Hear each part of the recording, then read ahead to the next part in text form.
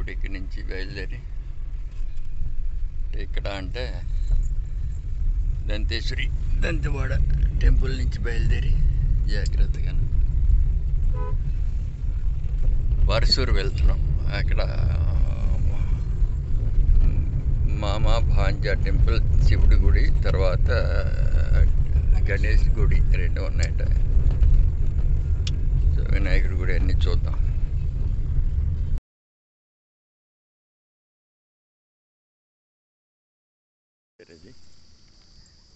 ఇక్కడ లోపల ఉన్నది చాలా పెద్ద గణేష్. ఇది పురాతనమైనటువంటి టెంపులే కానీ దీన్ని ఎవరు అంత పెద్ద పట్టించుకుని చేసినట్టు కనిపించలేదు. ఇది ప్రొటెక్టెడ్ మాన్యుమెంట్.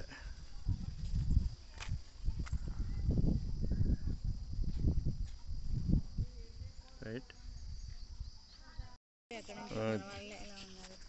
హైదరాబాద్ దీని నుంచి వచ్చినట్టున్నారు. Vizag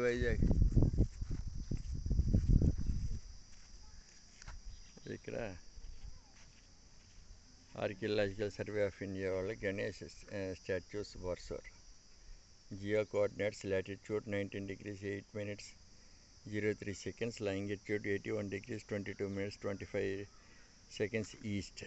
location village Barsur, tehsil Geedam, district South Bastar, Dantewada.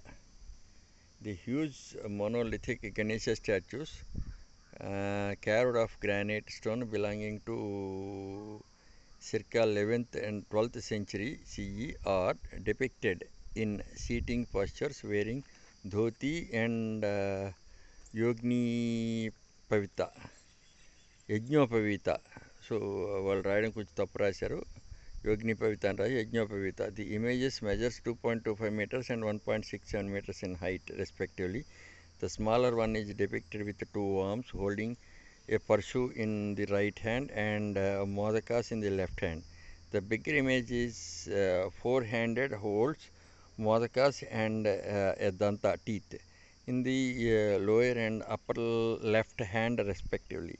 The attribute in the upper right hand is broken, whereas the lower right hand holds an akshayamala. So Superintending Archaeologist, Raipur Circle, Raipur.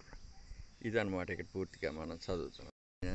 వినాయకుడు చూడండి, పెద్ద వినాయకుడు, చిన్న వినాయకుడు ఎంత అందంగా ఉన్నారు. ఈయన చేతిలో మోదకాయలు పెట్టుకున్నాడు, ఇలా ఎడమ చేతిలో ఫుల్గా తింటున్నాడు.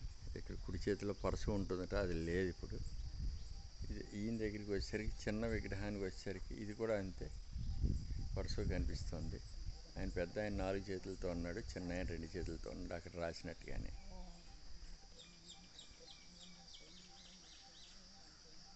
ఈ చుట్టూ దీనికి ఆర్కియలాజికల్ సర్వే ఆఫ్ ఇండియా వాళ్ళు ఎలా చేశారు, ఏదో వేరే దీంతో వచ్చి ఇక్కడి నుంచి పాతాన్ని పాడు చేసినట్టున్నారు. ఈ స్తంభాలు గింబాలు అన్నీ కూడా ఇది అయిపోయాయి. ఇక్కడ ఇది ఇంతవరకు మీకోసం గణేశ్వర్ గీతం వస్తారు. ఈ గణేశుడి గుళ్ళు ఇవన్నీ కూడా పాతపడిపోయినట్టు మొత్తం తీసి అన్నీ విరగొట్టి ఒక పక్కకు పెట్టుకున్నారు.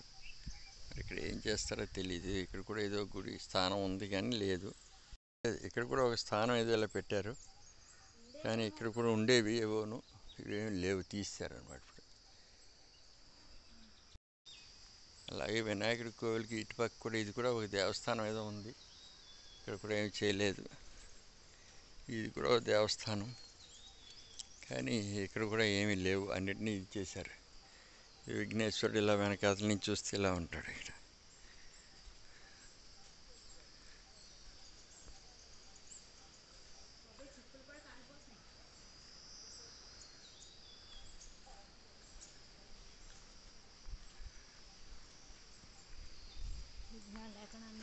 ముందుకు వస్తే వినాయకుడు ఇలా ఉన్నాడు. ఇది ఇక్కడ గీదం బర్సూర్, గీదం సౌత్ బస్టర్ డిస్ట్రిక్ట్లో వినాయకుడి టెంపుల్. మామా భాంజా టెంపుల్ అంటారు. ఇది అక్కడ గణేష్ టెంపుల్ దగ్గర నుంచి ఇది 100 మీటర్ల డిస్టెన్స్లో ఉంది. ఇది కూడా ఆర్కియలాజికల్ సర్వే ఆఫ్ ఇండియా వాళ్ళు దీనికి కూడా స్థానం ఒకటి కల్పించి పెట్టారు. ఇక్కడ చూడండి, ఇది రాసిన దాని ప్రకారం వీళ్ళు ఏంటి అన్నది ఒకసారి మీరు చదవండి. ఎండ మండిపోతుంది, అందు గురించి నేను ఎక్కువ చదివి చూడలేకపోతున్నాను. క్లియర్గా మీకు వచ్చేలాగా జాగ్రత్తగా చదువుతూ చూడండి, సైలెంట్ చేసుకొని చూడండి. ఈ మామా భాంజ టెంపుల్లో నరసింహస్వామి వినాయకుడు ఇద్దరు ఉన్నారు. చూశారు కదా, ఇలా కనిపిస్తుంటారు ఇద్దరు.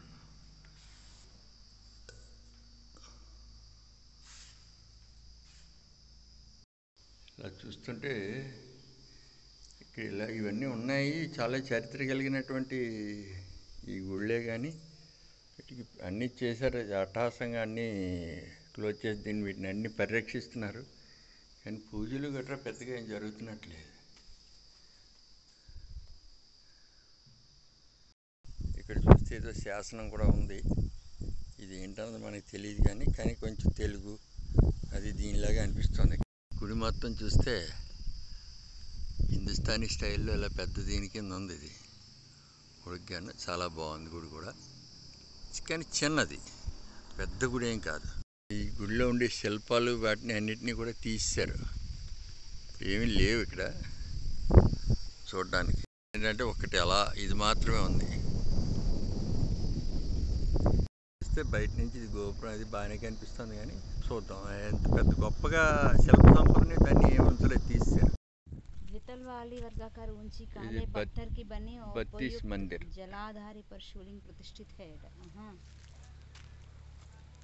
ఇది చూడండి ఒకసారి, ఇందులో పూర్తిగా మీరు చదవగలిగితే మీకు ఇందులో ఏంటంటే 32 స్తంభాల మీద ఇది ఉంది. ఇది తూర్పు దిశ ముఖంగా ఉంటుంది. తూర్పు దిశ ఎప్పుడు కూడా మనకి ఇలా ఉంటాయి, పడమటగా ఉంటాయి. ఇది ఒకటి మాత్రమే తూర్పు దిశగా ఉంది ఇది గుడి. చూసొద్దాం.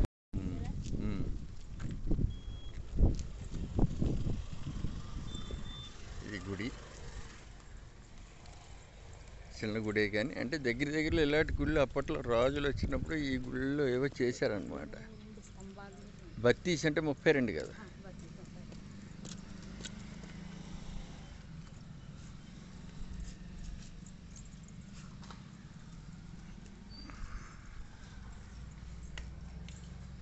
చూసారా ఈ స్తంభాలు అవి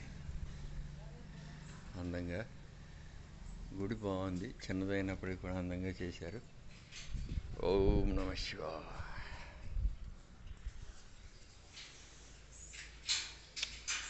ఇది గుడి మీద కలశం విరిగినట్టుని తీసుకొచ్చి ఇక్కడ పెట్టారు.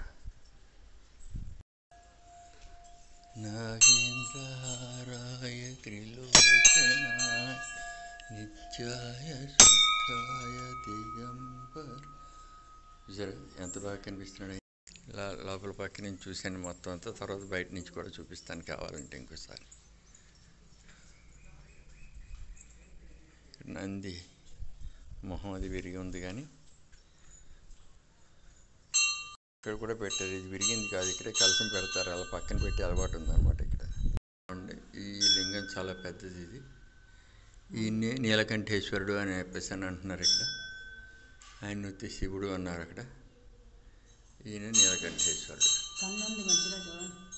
చూడండి, ఈయన ఈ లింగానికి మధ్యలో కన్ను ఉంది, చూసారా ఇక్కడ.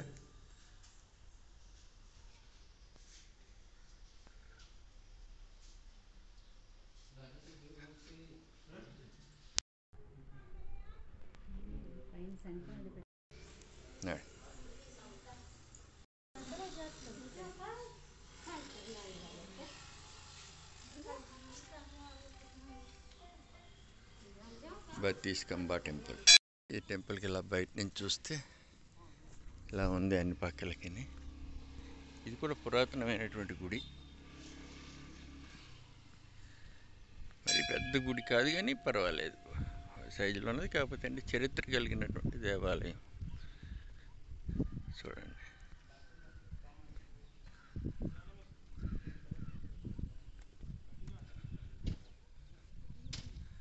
ఇలా చూసుకుని వచ్చి మనం ఒక పూర్తిగా ప్రదక్షిణ చేస్తున్నట్టు అనమాట భగవంతుడు. ఇక్కడ వీటిని అన్నింటినీ చాలా కాలం శ్రద్ధ లేకో లేదంటే కనుక ఎవరైనా దండయాత్రల వల్ల పడేయో తెలియదు, కానీ ఈ గుళ్ళన్నీ మాత్రం పడేయి. కానీ ఈ రాయి వాటి తాలూకు అరుగుదల చూస్తే కనుక కొన్ని వందల వేల సంవత్సరాల క్రితంది అని చెప్పేసి అని అనిపిస్తుంటాయి. ప్రతి రాయి అరిగిపోయింది చూసారా, వాతావరణానికి అరిగిపోయినవి ఇవి.